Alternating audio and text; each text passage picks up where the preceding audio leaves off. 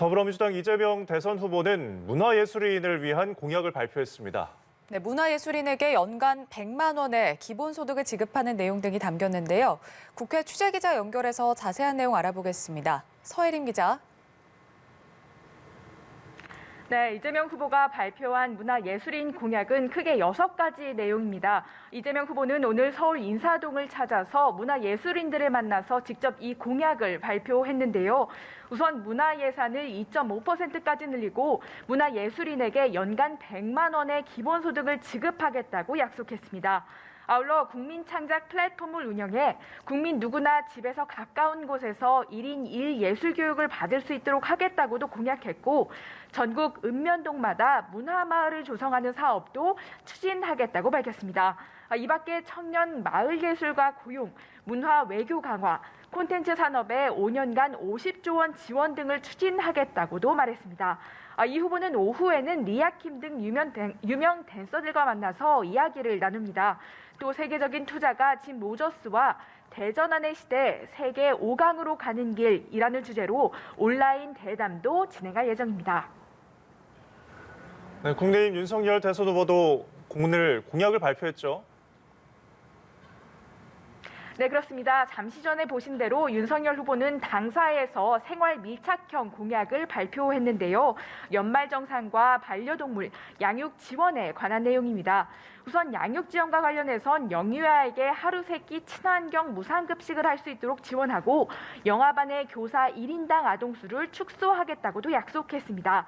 또 2천만 원 이하의 봉급생활자의 소득세 부담을 줄이기 위해 연말정산 방식을 개편하겠다고도 밝혔습니다.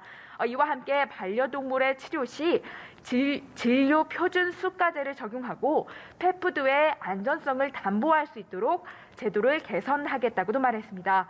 이런 가운데 국민의힘 권영세 선거대책본부장이 회의에서 당 지도자급 인사라면 절체절명의 시기에 지도자로서 걸맞는 행동을 해야 한다라고 발언해서 그 의미에 관심이 쏠립니다.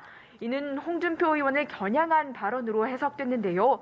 어제 윤 후보와의 회동에서 홍 의원은 보궐선거가 예정된 서울 종로와 대구 중남구에 전략 공천을 하는 게 좋겠다고 밝히면서 종로의 최재형 전 감사원장을 추천한 것으로 알려졌는데요. 그에 대한 견제 메시지가 아니냐는 겁니다.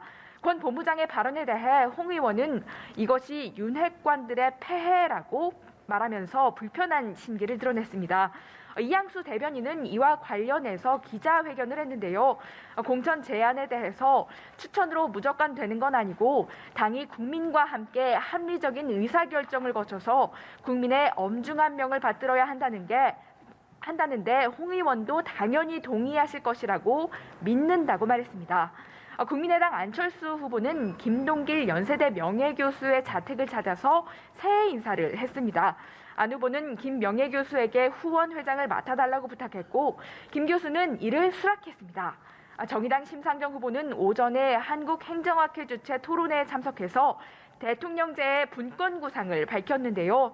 안 후보도 오후에 같은 행사에 참석해서 국정운영 구상을 밝힐 예정입니다. 지금까지 국회에서 전해드렸습니다.